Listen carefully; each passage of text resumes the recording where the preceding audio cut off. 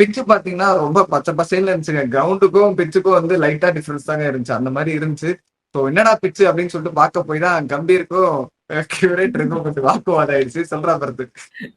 அதே கேக்குறீங்க. அது ஆக்சுவலி பிட்சுக்கு ஒரு 1 ஆர் 2 டேஸ் முன்னாடி எப்பயும் ஒரு கோச்சோ பேட்டிங் கோச்சோ போய் பாக்குறதெல்லாம் வழக்கம் தான். சரிங்களா? இவங்க வந்து எல்லா தடவை அப்படிதான் பண்ணிட்டு இருப்பாங்க.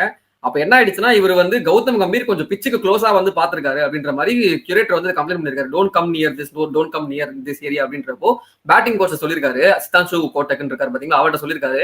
அப்ப கம்பீர் வந்து கடுப்பாயிட்டு you don't tell me what we should do, you don't tell me what we should do, we know what we are doing, you are just a groundsman, you are just a pitch curator, you do your job அப்படின்னு சொல்லிட்டு அவர் வந்து கடுப்பே இருக்காரு.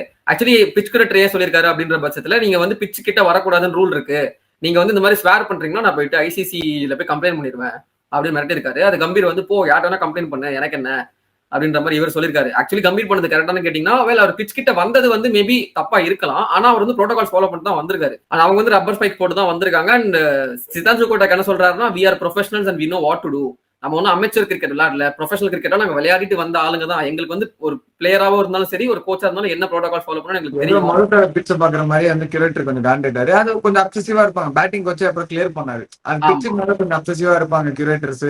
அது அப்படிதான் பேசுவாங்க, நடக்கதான் செய்யும் அப்படின்னு பெருந்தன்மையா தான் பேசினாரு. கம்பீர் தான் வந்து ஏய் ஏய் எனக்கு தெரியும்டா போட அப்படின்னு சொல்லிட்டு காண்டாயிட்டாப்புல.